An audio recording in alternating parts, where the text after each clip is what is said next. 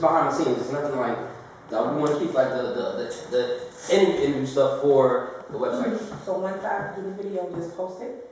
Yeah. All right, whenever you guys are ready. Is my face okay? Because I don't want no snot though. Yeah, you got me feel my face? Yeah. You're always pretty, man. You're always pretty.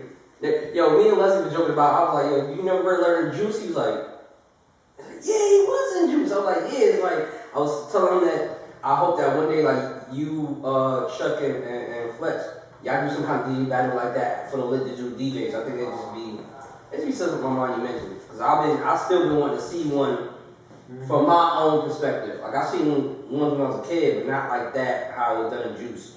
So I've always wanted to do that. All right, you guys go. Now, what you doing behind the scenes or you doing? Oh, behind the scenes, though. Okay. Oh, she was doing that already too. I'm like, So where we go? I'm spending time looking at you. I'm looking at the camera. Which way I'm going? you look director. I mean, you can let it flow naturally. You can let it flow naturally. You just talk to them. Yeah. I like it. But oh, and there will be a few questions I'm gonna ask you towards the end. We do this with everybody, where I'm gonna ask you who's your favorite male MC, female MC, favorite hip hop group, and if you can, you have a long career. So this is Quite a few. yeah.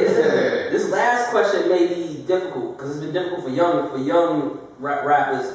Your favorite freestyle of all time. But I may. But if that's too hard, then I'll say outside yourself, your favorite DJ of all time outside yourself. Okay.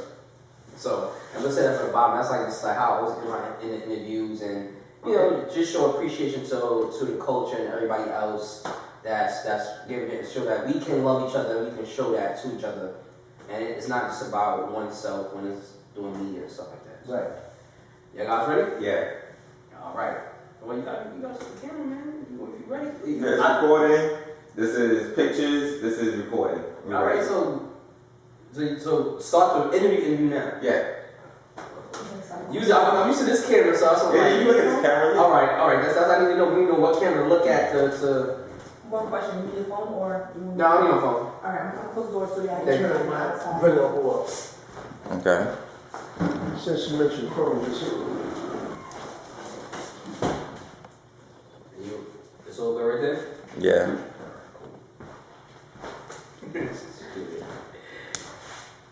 It's a spin conversation right here, man. Okay.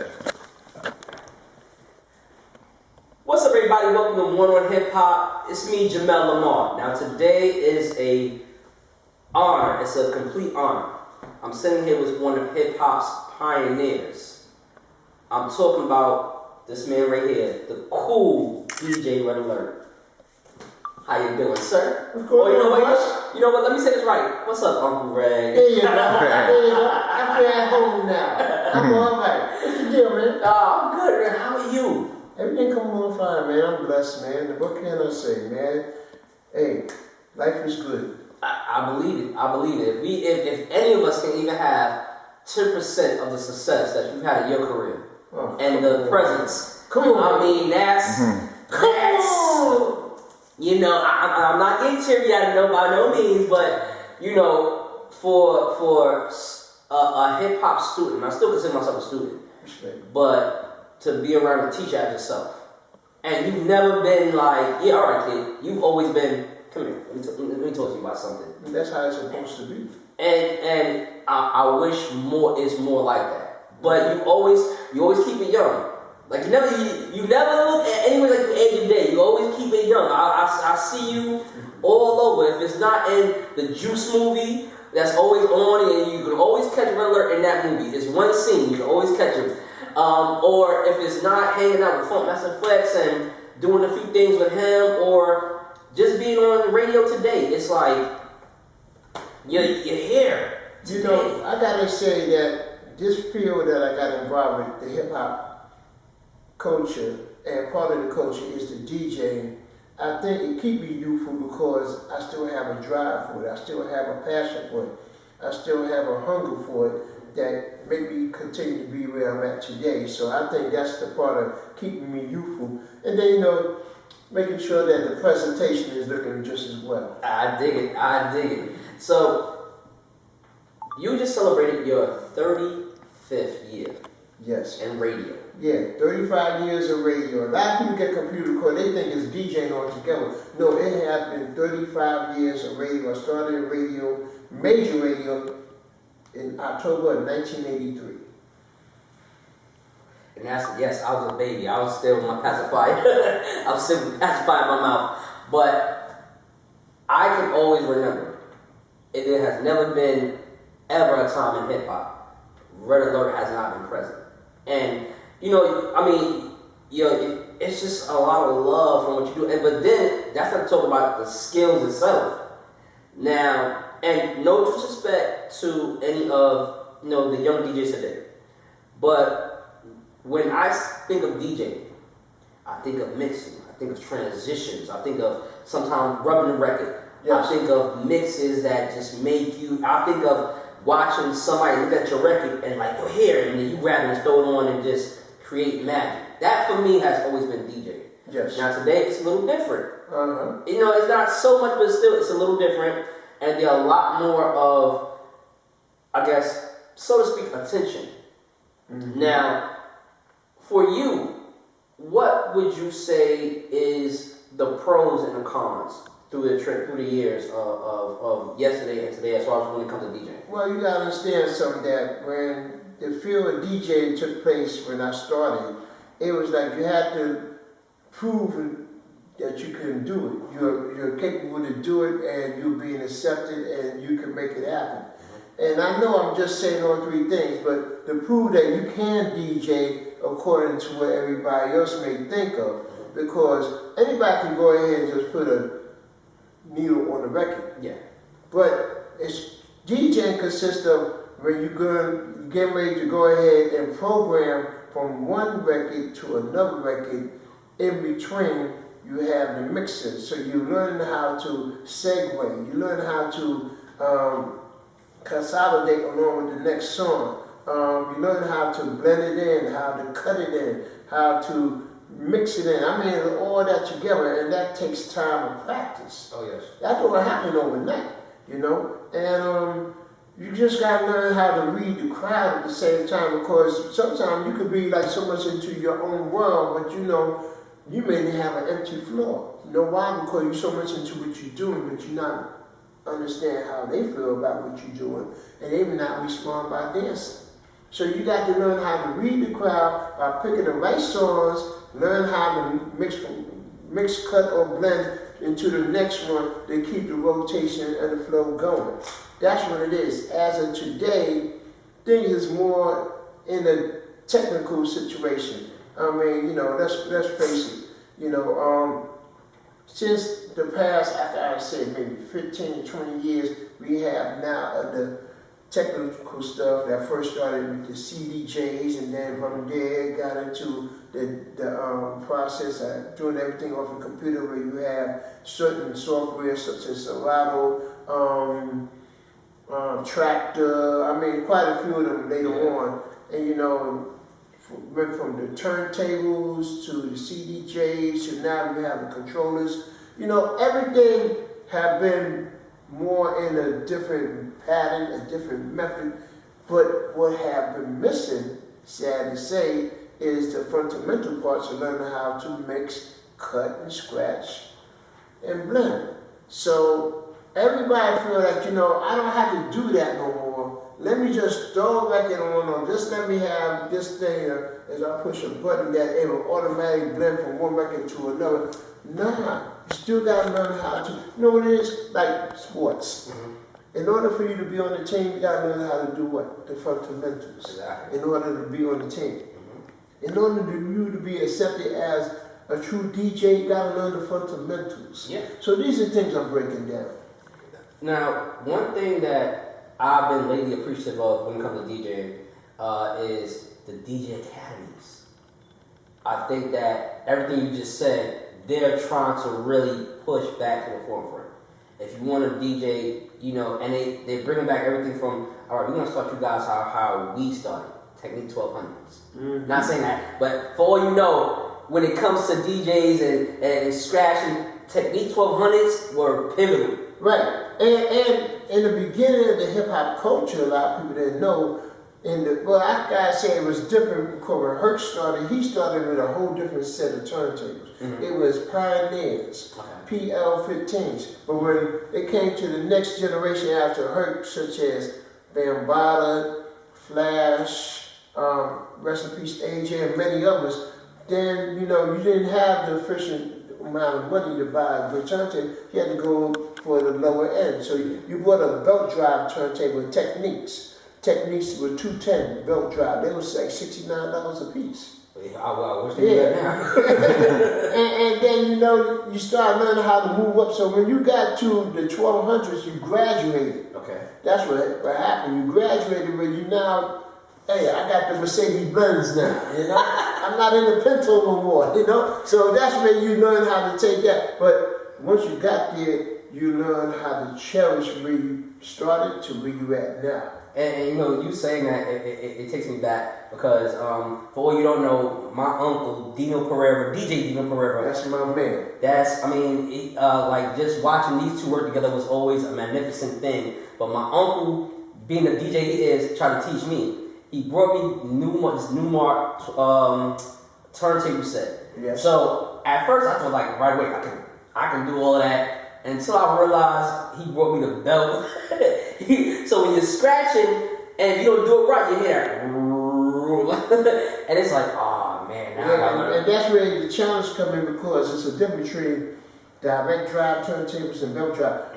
It's all about learning how to hold the platter with the record on, adjusting the weight of your hand to go ahead and let it flow so it don't drag, it don't stop, it don't speed, you push it. There's so many different things that can happen.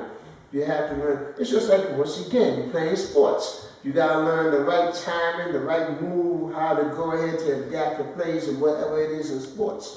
The same thing. The right time, the right movement, how to adapt to play on the belt drives.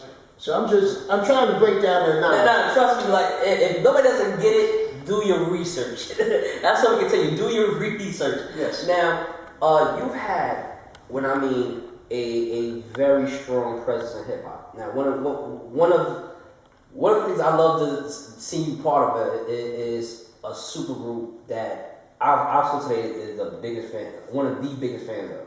And I always talk to you, I always wish we have to do a concert, You say, so many of us we got to see, but this group we know it as the Native Tongues. Yes. Now that for me was hip hop culture. It wasn't just rappers. It was rappers, producers, DJs, and the names I can go on forever. Yourself, Busta Rhymes, Leader of the New School, Tribe Called Quest, Monie Love, Queen Latifah, Fu-Schnickens. Daylight, Jungle Brothers.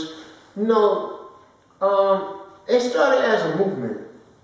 The first three set was originally supposed to be Jungle Brothers, De La Soul, and Tribe Called Quest. And I think that once that video came out of the song Buddy, it really launched everybody to realize more of who the Native Tongue was. And they saw that not only the sound, but it was a movement because it's how you was presented, it's how you articulate, it's a little bit of everything. And that's what grabbed everybody's attention with their sound, their style, a little bit, you name it, they had everything in place. Like that movement, it set the bar. Really set the bar. Yes, it did. If you were an MC, your rhymes had to be, no matter if you were male or female, your rhymes had to be on point. If you were a producer, your production had to be out of this world.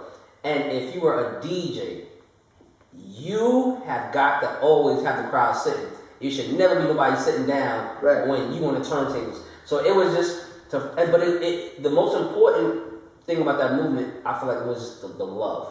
Oh yeah, definitely the love. We was like a family. To this day, we still consider it as a family.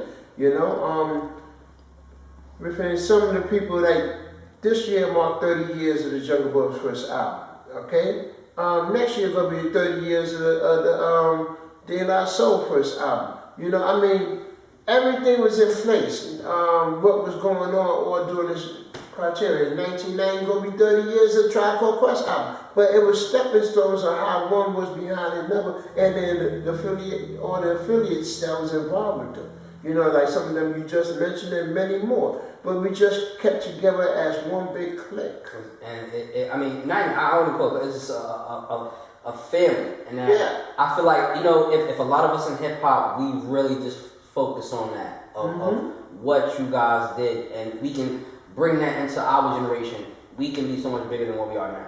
You know, when I take time, I think about it because a lot of people didn't know that I come from the Almighty Universal Zulu Nation on the Africa Bambaataa.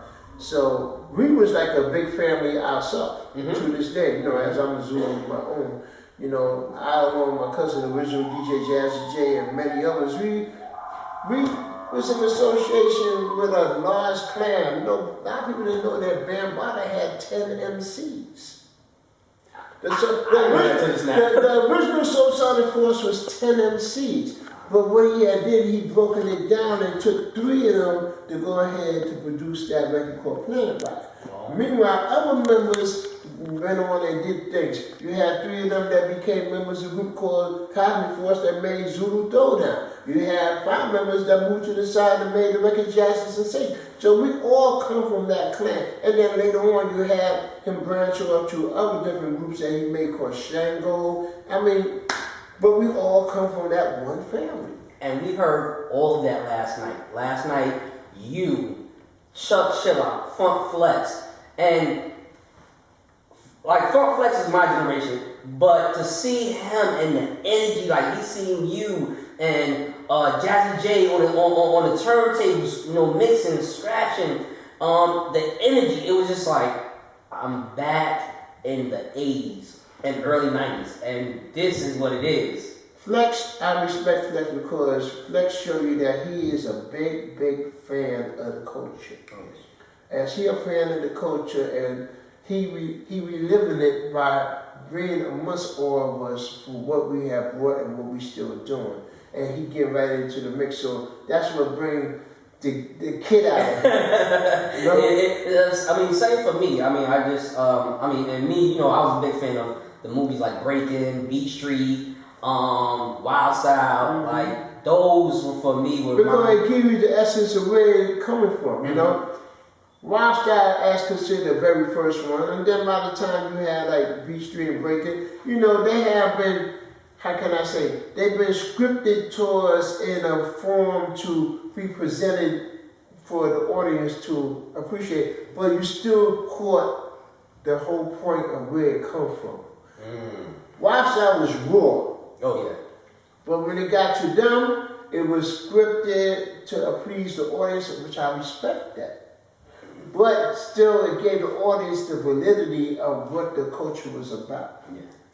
And I mean, here's a question I have. So, and you are probably one of the very rare people I can ask this question to. From the beginnings of hip hop till today, how do you think hip hop has changed or affected the world? The pros and cons. Hip hop have pushed its way through from being a diamond in the rough, being very edgy, being very sketchy, to becoming like a household novelty. But the sad part is how it got broken down in so many different scripts. Now, the first thing that was broken away from the culture of hip hop was the musical field. When they was hearing all the MCs reciting over these songs, or you know, over what the DJ was doing, as they started making records. So companies started going after them to sign them up. And it used to be the DJ up front. It was always the DJ up front. No, not because being biased, I'm a DJ, but it's the truth. Yeah. It was the main point was the DJ, and it was the MC that enhancing what the DJ doing, until it became more into a lyrical skill, respecting people like Melly Mel, Grandmaster Caz, the list is known, many of them, you know. And before you know it, you start paying more attention to what the MCs was reciting, while the DJs is making sure he got everything on point for them to recite. So when it came to the recording field, that's when you had the how can I say, the public start to emphasize and look more upon the MCs, which later on the media gave the name rappers. That's where the rappers came from, the media. Exactly. And then the DJ got pushed in the back. But what it is that corporations / companies watered down the essence of the culture. Water it down according to how the way they can go ahead and handle it, repackage it, and present it to the massive field. This is what hip hop is. They're not showing the raw side. They're only showing bits and pieces. Meanwhile, what was left in the back, the art form, which was the graffitiing, which was a long time before hip hop, the break dancing, the fashion, and the vibe. The music form was pushed up first. Then they brought everything later on, but they still water it down and repackage it and present it in their standards. So you still have a lot of the real, official, authentic hip hop culture still in existence. It just went underground while the stuff I just mentioned rise to the commercial level. Yeah. That's what happened. Hip hop will remain and stay. It's just that you have to know a difference. Oh yes. Oh yes. Me being fan student, and it's one place I love to go is listen to my hip hop. The roller skating rink. I was one of and that time, once again, my uncle, if I wanted to learn, he took me. So it was Empire Roller Skating Rink. Shout out to Empire Roller Skating Rink, the Skate Key, Yes. in the Bronx, Yes. and that's why I got a lot of my, because hip hop started in the Bronx. I learned and I met so many of you legends there who heard yourself. And I mean, the list can go on, I go on all day, but it was like, what do you miss that we no longer have? Because in New York, and I'm not saying we don't have that in the culture itself, but as far as New York, when it comes to the culture, what do you miss that's just not there anymore, and you just feel like we need to just find a way to just come back? It's hard for me to express and explain because, let's face it, we talk about 40 plus years of what this culture has been. You move on, you get older, things you used to do you can't do no more. Things that you wish was the same it was from the beginning, but you had to learn that it elevated and moved on. So you had to learn to reason with certain things, but then when you see it get too far left, you be like, oh, no, you got to reel it back because you're going a little overboard. And those are certain things I see that really disappoint me in a sense. Yeah. Meanwhile, when I see other people that still keep the essence of what that thing was in the beginning, and it can still be presented in a modern time. LL said it best. Here it is, some people are stuck of the past, referring to my peers. Respect to them. But you have to move on. And still can bring the presence of the cultural law as you moved on.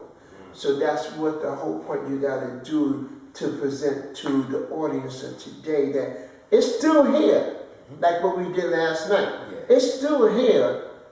It's just that we want you to embrace it and respect it and don't push it off or sign it off. Because we live in the era today, especially in the viral, quote, social media world,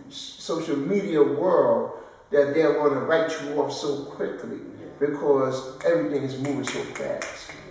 We're in a rapid stage.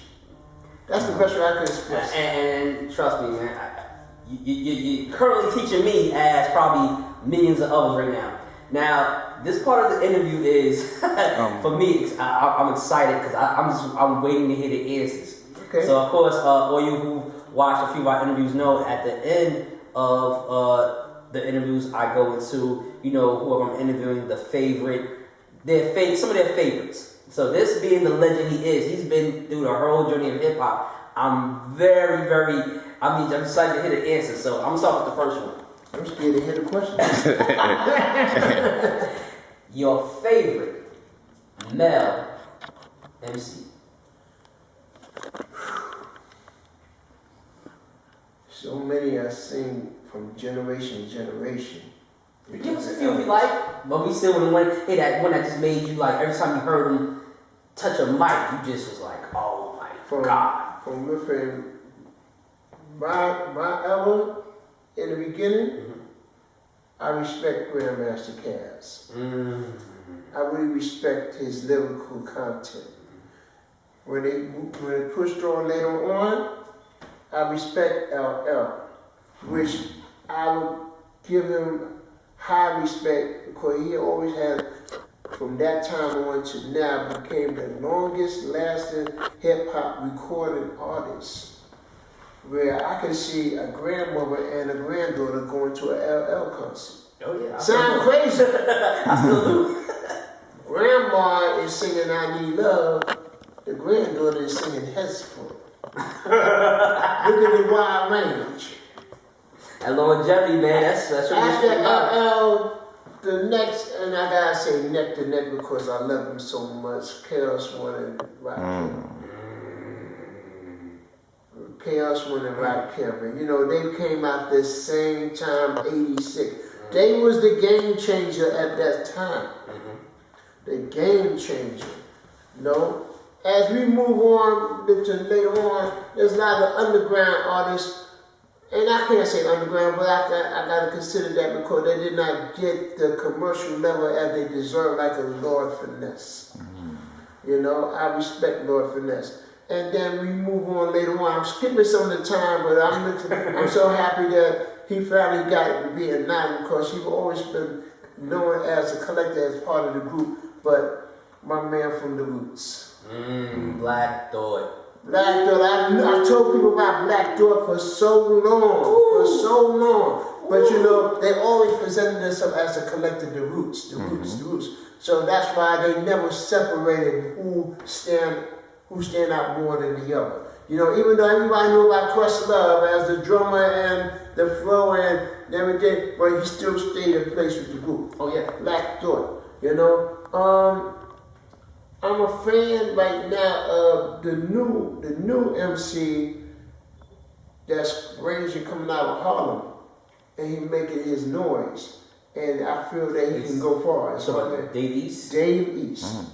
Dave East is that guy right there that I feel that he learned how to bring it to the forefront. Oh yeah. You know, so that's why I say my collector from the ever I started to Griffin YC, and I know I skipped those some more, but those some of them. So this next question is going to be as interesting as the first. So we said your male MC. What's your favorite female MC? Now the females from my era who I respect because she always had a distinctive style and a distinctive voice, MC Sha Rock.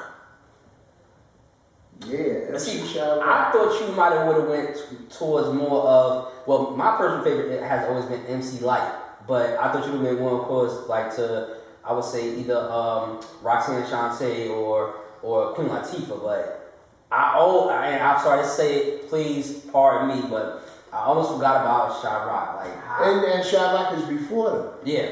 Because she, I mean, I always acknowledge Sha Rock before records was made.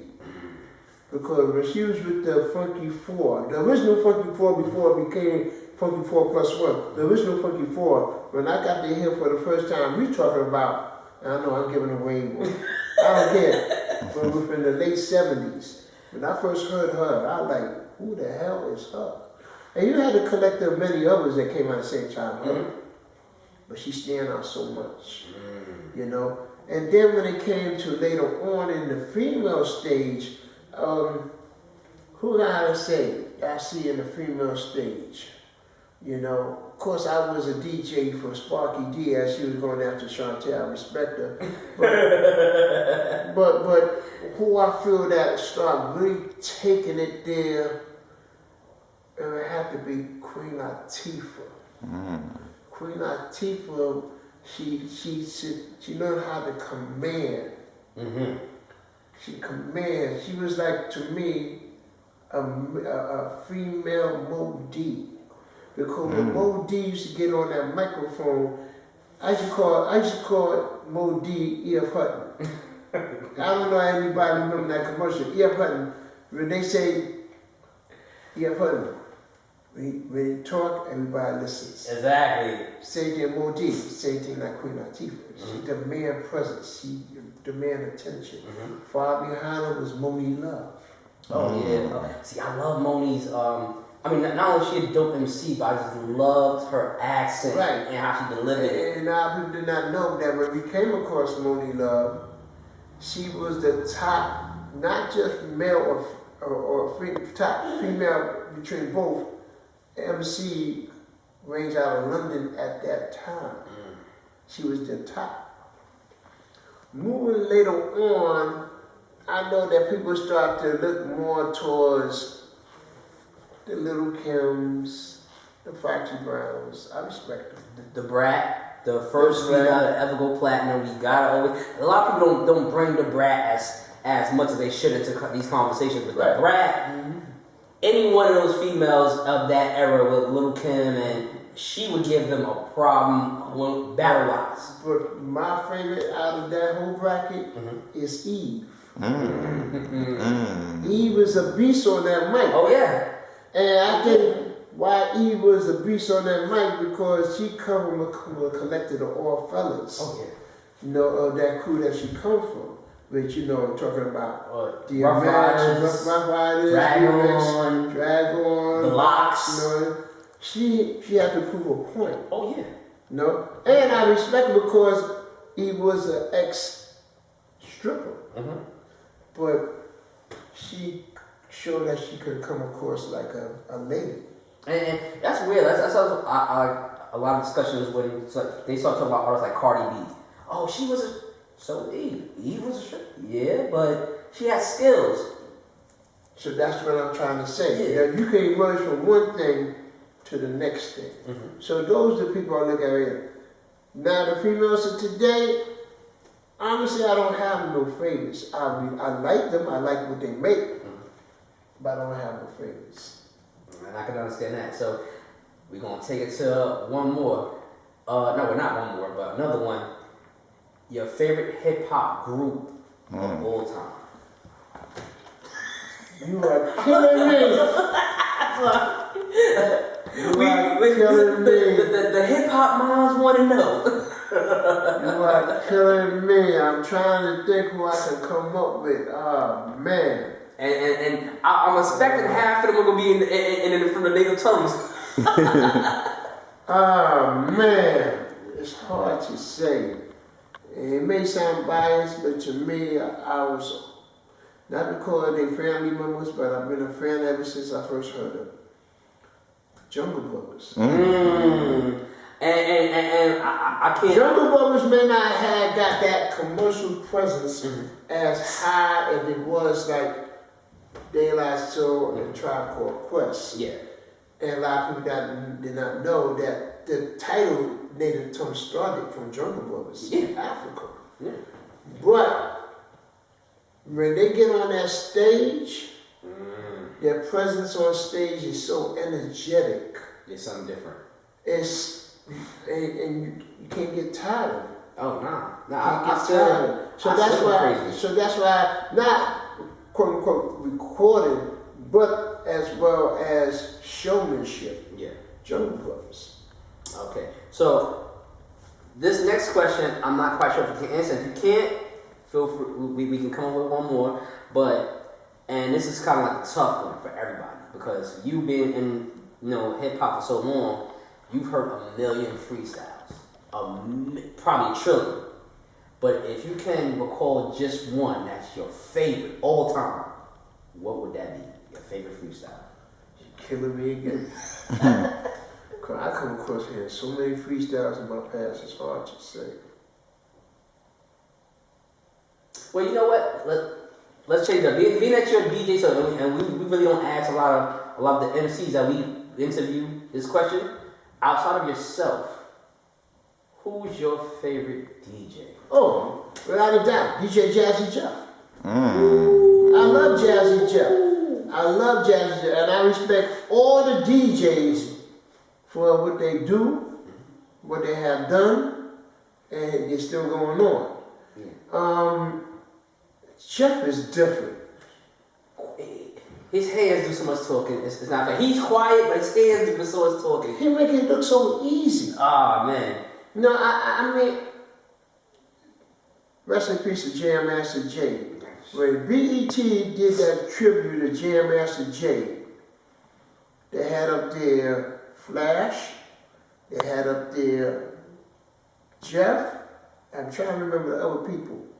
And Jeff was what was like kind of off the scene for a hot minute. Of course, you know, his partner Will Smith been gone. And you know, of course, everybody used to see Jeff on, you know, Fresh Bennett, and everything. But he kind of moved to his side when he was doing things. But when they asked for that tribute, and he came on, what he had did made a mark to why people still recognize him today. Oh, man. I've never personally been to a performance, and I'm using that word, performance of Jazzy Jeff. I've heard, and it's like just like the whole description you gave. I've heard like people like, yo, you have got to hear him one time, just mix, and it's gonna blow your mind. And Jazzy Jeff, if you're listening, I'll take a personal invite. I'll come I'll come to Philly, sit in your studio, and I just want to hear like 5 minutes. Just give me 5 minutes. And respect to all the DJs from Philly, I'm talking about Cash Money, Tap, Cosmic. I respect a lot of the cats from Philly with their skills at DJing, because they brought it to another level, them DJs from out there. Oh, yeah. But that Jeff is something different, man. So when you ask that, easily. And I hope he sees it so he can know that he has the official coastline from the legendary Cool DJ Red Alert. Yes. Red, from myself, from the culture of hip hop. It's not so many words and so many ways we can express the love or give back the love you've given to us.